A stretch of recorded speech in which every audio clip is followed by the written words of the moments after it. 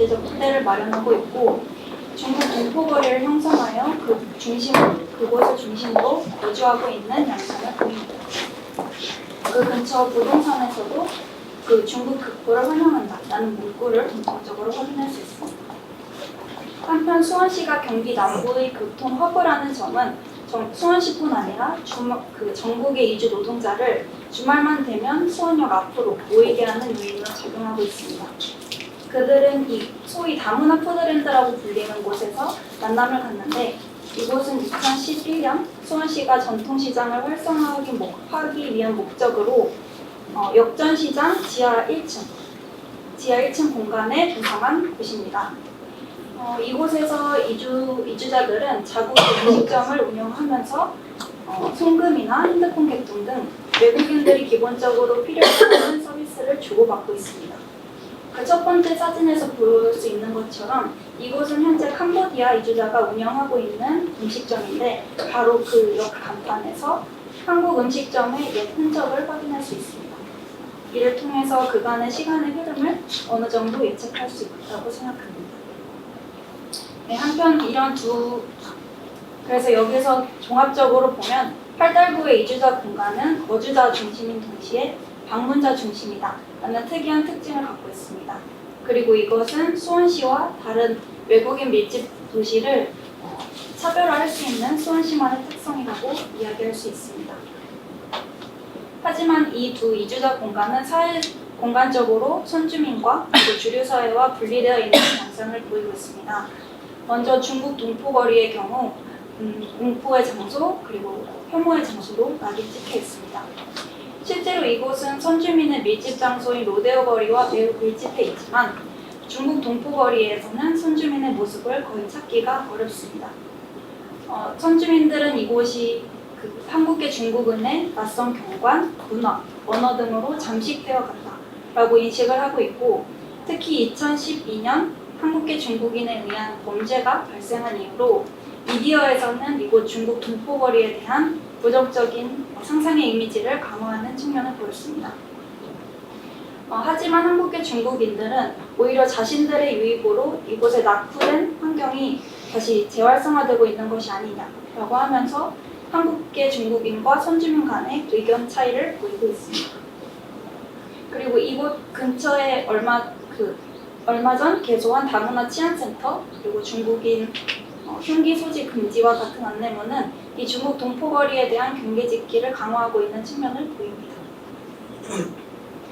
다음으로 다문화 푸드랜드입니다. 이곳은 사실 그 앞에 중국 동포거리가 혐오의 장소였다면 이곳은 사실상 존재 여부조차 알려지지 않은 채 방치되어 있습니다. 실제로 이주민들이 이곳에 모이는 주말을 제외하면 이곳은 거의 죽어있는 장소라고도 할 수 있습니다. 그 이유는 동남아계에 대한 고정관념과 더불어 이곳이 아까 말씀드렸던 것처럼 선주민들도 더 이상 가지 않는 전통시장 그리고 전통시장 안에서도 그 낙후된 지하 공간이 있기 때문에 이곳의 경관과 이주자들의 행위가 전혀 가시화되지 않기 때문입니다. 따라서 제가 인터뷰했던 많은 수원 토박이 분들도 이곳의 존재 여부조차 알지 못한다라는 응답을 많이 보였습니다. 때문에 이곳에 있는 음식점들은 몇 년 전부터 심각한 경영난을 호소하고 있는 상황입니다. 한편 이러한 사례를 통해서 그 외국인 근로자에 대한 제한된 환대를 살펴볼 수 있습니다.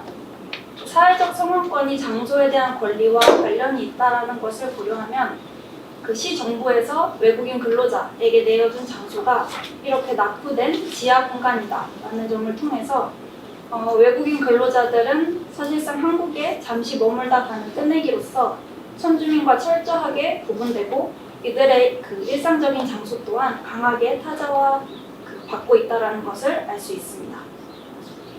이곳에 명절이나 그 주말이 되면 이렇게 붐비는 현상을 보이지만 실제로 주중에 가면 캄보디아 음식점이나 기존의 이주자가 운영하는 음식점들은 이렇게 아예 운영을 하지 않고 있습니다. 그 다음 다문화 도시 수원의 한계와 대안에 대해서 살펴보도록 하겠습니다. 그 공공장소를 어떻게 활성화할 수 있을까에 대한 물리적인 측면도 고려가 됩니다. 물론 여기에 참여하고 있는 도시들이 대부분 유럽 도시이지만 현재는 최근에는 남미, 아시아, 그리고 아프리카 등지로도 확산이 되고 있고 2017년에는 아시아에서 최초로 일본이 이 정책에 참여하겠다고 공식 선언한 바가 있습니다. 그리고 국내에서도 2017년 다문화도시 협의회에서 이 정책이 소개된 바가 있으며 이 정책에 대한 소개와 궁극적으로 이것이 한국의 다문화도시 정책에 어떠한 함의를 가지고 있느냐에 대한 연구가 이어지고 있는 상황입니다. 그 중에서 수원시에 조금 적용할 수 있는 모범 사례를 3가지 소개하도록 하겠습니다. 참고로 이 사례를 그대로 적용하자라는 것이 아니라 이러한 다문화적 현실을 이 도시들에서는 어떻게 해결하고 있는지 그 접근 방식을 살펴보고자 하는 것입니다. 먼저 독일의 에를랑겐의 경우 난민의 유입으로 난민과 선주민 간의 갈등이 발생하고 특히 난민에 대한 근거 없는 소문이 도시 속에 퍼지게 되었습니다. 그 이를 해결하기 위해서 2014년부터 지방정부는 다음과 같은 슬로건 하에 2개의 프로그램을 주최하고 있습니다. 먼저 선주민과 난민이 광장에 모여 함께 식사를 하면서 난민에게 궁금했던 것들을 선주민이 물어볼 수 있도록 자리를 마련하였습니다. 이 자리를 통해 선주민들은 본인이 미디어에서 접한 난민에 대한 소문이 정말 진짜인지 혹은 아닌지를 판단할 수 있었고 특히 난민들은 자신들의 일상적인 이야기를 공유를 함으로써 난민이라는 제한된 정체성에서 벗어나서 자신들이 다양한 정체성을 가지고 있는 주체임을 증명할 수 있었습니다. 이 사례는 실제 모범 사례로 독일의 다른 도시에서도 미디어를 통해 소개된 바가 있습니다. 두 번째는 네덜란드의 틸부르크입니다. 이곳은 이주자의 범죄율과 실업률이 증가하면서 선주민과 이주민 간의 갈등이 발생하자 다문화 정책에서 상업문화 정책으로 전환하여 현재 이 정책을 실시하고 있습니다. 특히 이곳은 선주민과 이주자가 일상적으로 만나서 이야기할 수 있는 장소를 마련하기 위해 3개의 집이란 곳을 개소를 하였는데 이곳은 얼핏 보면 이주자의 지원센터인 것 같지만 그 동시에 마을회관이라는 기능을 하고 있습니다. 가장 큰 특징은 선주민들이 쉽게 오갈 수 있는 도시 중앙에 조성함으로써 그리고 그 내 외부를 깔끔하게 구성을 하여서 중산층 이상의 선주민들도 이곳을 거리낌 없이 올 수 있도록 하였습니다. 실제로 이것은 선주민이 이주민 밀집 장소에 가지고 있는 물리적, 심리적 거리감을 없애는 데 기여를 하였고 이 사례는 그 도시의 공공장소를 상호문화성을 높이기 위해 활용한 우수 사례로 손꼽히고 있습니다. 마지막으로 스페인의 바르셀로나에서는 이주자의 유입으로 도시가 역동적으로 재구성됨에 따라서 과연 도시란 무엇이고 누구를 위해 존재하는가에 대한 물음을 제기하게 되었습니다. 그리고 그 대안으로 도시계획을 논의하는 데 있어서 도시계획 전문가들만 참여하는 게 아니라 이주자를 포함한 다양한 집단이 참여하게 함으로써 이주자 또한 선주민만큼이나 이 지역사회를 재구성하는 동등한 일원이라는 판단하에 집단 간 원탁 회의식 대화를 실시하고 있습니다.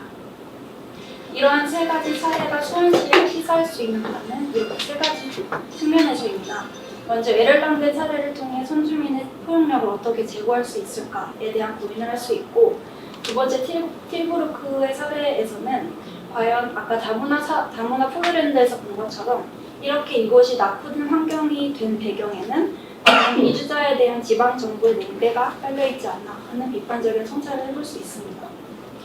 그리고 이곳을 선주민도 거리낌 없이 오갈 수 있는 곳으로 탈바꿈함으로써 두 집단 간 상호교류를 위한 장소로 재구성할 수 있을 것입니다. 마지막으로 바르셀로나의 경우 국가 스케일에서 보면 이주자들은 본국으로 곧 돌아가게 될 외부인이지만 로컬 스케일로 좀 더 좁혀서 바라보면 이들은 낙후된 지역사회를 활성화시키고 있는 내부인입니다. 따라서 팔달구가 특히 재개발을 앞두고 있는 상황에서 이주자의 밀집 장소에 대한 이해와 더불어 이들의 의견도 일정 부분 그 논의에 반영될 수 있도록 해야 할 것입니다. 이런 3가지 사례를 통해서 본 결과 제가 제안하는 상호문화 도시 수원을 위한 정책적 제안은 다음과 같은 3가지 측면으로 정리를 할 수가 있습니다. 먼저 도시 로컬 수준의 접근이 필요할 것이고 특히 그 도심 쇠퇴와 인근 도시로부터의 이주자 유입이 맞물려서 급변하는 로컬의 현실을 반영할 수 있는 그 별도의 도시 정책화가 필요할 것입니다. 두 번째로 탈민족적 관점에서의 접근으로 그 미시적 장소에서의 접촉을 기반으로 가령 수원시 도시공간 협력자라는 공동의 정체성을 형성할 수 있도록 정책의 방향을 설정할 수 있을 것이고 마지막으로 지역성에 기반한 접근입니다. 이는 앞서 살펴본 바와 같이 수원시 이주자 공간은 서로 다른 성격의 두 개의 축을 가지고 있음을 고려하여 거주하는 이주자뿐만 아니라 이곳을 주말마다 비록 주말에 한시적으로 제한돼 있을지라도 그 비중이 큰 만큼 이들의 특성을 반영한 정책을 고안할 수 있습니다. 특히 이들이 수원역 일대의 주요 소비자라는 점을 고려하여 이들의 방문 및 소비 패턴을 반영한 구도심의 지역 경제 활성화 방안을 고려할 수 있을 것입니다. 네, 결론은 너무 계속 반복했던 거라 생각하도록 하겠습니다.